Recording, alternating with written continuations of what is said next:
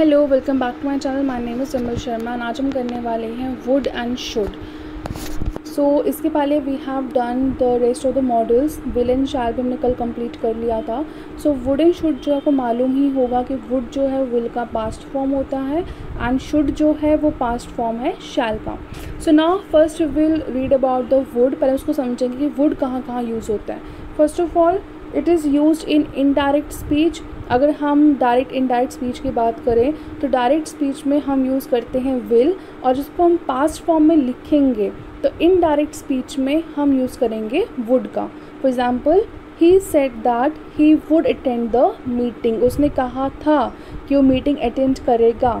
तो पास्ट की बात हो गई तो विल यूज़ नहीं होता है पास्ट में, विल का पास्ट वुड यूज़ होता है। Second, a polite request. This also we have done कि जब भी आप किसी से आपने बहुत पोलाइटली बात करनी है तो आप यूज़ करते हो वुड का। Would you carry the box please. आप किसी को बहुत पोलाइटली पूछ रहे हो कि क्या आप ये बॉक्स उठा लेंगे मेरे लिए, तो आप बहुत पोलाइटली अगर किसी को कुछ पूछ रहे हो, रिक्वेस्ट कर रहे हो, तो आप यूज़ करते हो वुड का। Third, habitual activity. Habitual activity का मतलब होता है जो आप बचपन से करते आ रहे हो।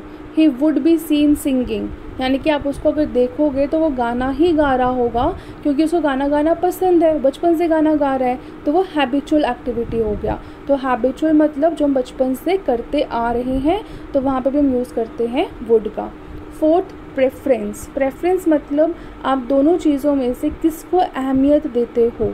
I would rather die than do this. मैं ये काम बिल्कुल नहीं करूँगा, इसके बदले मर जाऊँगा, लेकिन ये नहीं करूँगा। यानी कि आप यहाँ पे मरने को प्रेफरेंस दे रहे हो लेकिन वो काम नहीं करोगे बिकॉज वो आपकी लेवल को मैच नहीं करता। सो प्रेफरेंस में भी हम यूज़ करते हैं वुड का। Wish, I would like to help you.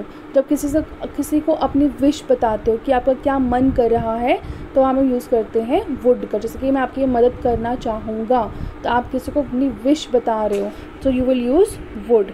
Refusal, he would not work. मना कर देना, वो काम नहीं करेगा, मना कर रहे हो, तो आप यूज़ करोगे वुड का। He would not work. So I hope would clear हो गया होगा। Now we will jump to the next one, should. Should जो है हमेशा यूज़ होता है लेस्ट के बाद। ये तो याद रखना ही रखना है कि अगर आपको एक सेंटेंस दिया हुआ है, उस सेंटेंस में लेस्ट वर्ड यूज़ किया है तो वहाँ पे शुड ही आएगा। Walk slowly लेस्ट you should slip. आराम से चलो, कहीं गिर ना जाओ, तो यहाँ पे लेस्ट बोला गया है तो आपने शुड का ही यूज़ करना है। ओपिनियन, जब आप किसी को अपने ओपिनियन देते हो, you should work hard. Relatives घर पे आते हैं, बच्चों को बोलते हैं तुम मेहनत करो, मेहनत करोगे तो बड़े आदमी बनोगे, तो यहाँ पे हम क्या यूज़ करेंगे शुड का। यू शुड वर्क हार्ड, तुम्हें हार्ड वर्क करना चाहिए। ऑब्लिगेशन मतलब जो करना ही है। You should respect elders, elders की रिस्पेक्ट करनी ही चाहिए।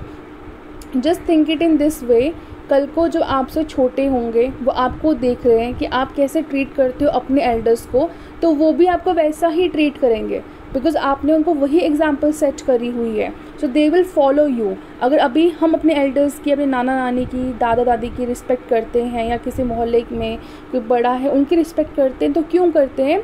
क्योंकि जो हमारे पेरेंट्स जो हैं वो जिस जनरेशन को बिलोंग करते हैं उसमें रिस्पेक्ट करना बहुत अहमियत मानी जाती है उसमें, कि आपको रिस्पेक्ट करना है एल्डर्स को।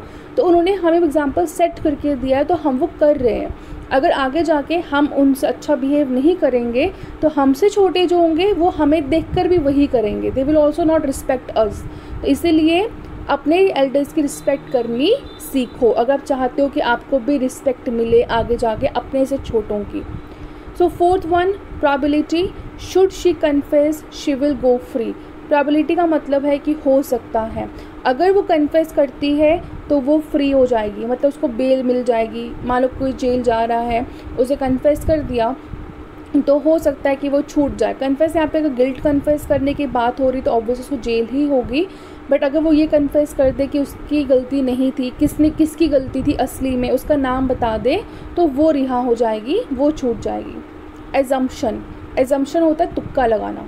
He should have settled bye now. यानी कि आप एग्जम्पशन लगा रहे हो, आप बहुत टाइम से अपने किसी रिलेटिव के बच्चे से नहीं मिले हो, रिलेटिव को बहुत टेंशन होती है किसकी शादी हो रही है किसकी शादी नहीं हो रही है, तो बहुत टाइम से नहीं मिले हो, तो अब आप एग्जम्पशन तुक्का लगा रहे हो घर बैठ के कि हाँ अभी तक तो उसकी शादी हो गई होगी। तो सेटल्ड बाय नाउ का मतलब होता है शादी हो जाना एंड घर बार अच्छा होना, जॉब अच्छा होना, आप सेटल हो गए हो अपनी लाइफ में। सो आई होप कि आपको वुड एंड शुड जो समझ में आ गया होगा। Now coming to the next one, that is out.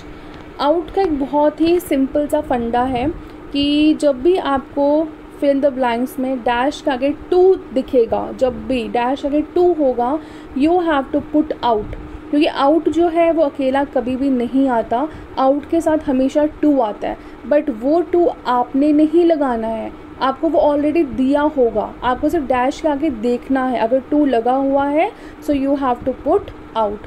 So ought हम यूज़ करते हैं as an advice, she ought to consult doctor, उसे डॉक्टर को कंसल्ट कर देना चाहिए बिकॉज वो बीमार रह रही है। She ought to be punctual, उसे पंक्चुअल होने की बहुत ज़्यादा ज़रूरत है बिकॉज वो हमेशा लेट आती है। सो ये ट्रिक हमेशा याद रखना, डैश के आगे जब भी टू लगा होगा आपको आउट ही लिखना है। ना डेयर, डेयर का मतलब ही क्या होता है, हिम्मत, तुम्हारी हिम्मत कैसे हुई, how dare you. So he dare not go to the officer, क्योंकि उसने गलती करी होगी तो उसकी हिम्मत ही नहीं हुई कि वो ऑफिसर के पास जाए। How dare you smoke here, तुमने यहाँ पे स्मोक कैसे किया, तुम्हारी हिम्मत कैसे हुई यहाँ स्मोक करने की। अगर स्मोकिंग जोन नहीं है, स्मोकिंग जोन्स कहीं कहीं आपने देखा होगा, नॉट इन जम्मू लेकिन कहीं कहीं पे क्या होता है, हाँ ऑफिसेज वगैरह में भी होता है कि वहाँ पोस्टर लगाया होता है सर्कल में जिसमें सिगरेट बनी होती है और ऊपर से क्रॉस डाला होता है, सिंगल क्रॉस। उसका मतलब ये होता है कि आप वहाँ पर स्मोक नहीं कर सकते, क्योंकि स्मोकिंग में क्या है कि स्मोकिंग सिर्फ आपके लिए ही इंजूरियस नहीं होता है, आपके आसपास जितने लोग उस टाइम पर होंगे उन लोगों को, जो आप स्मोक कर रहे हो तो स्मोकिंग करने से जो धुआं निकलता है अगर उन लोगों को भी वो इनहेल कर रहे हैं उस धुएं को तो वो उनके लिए भी इंजूरियस है।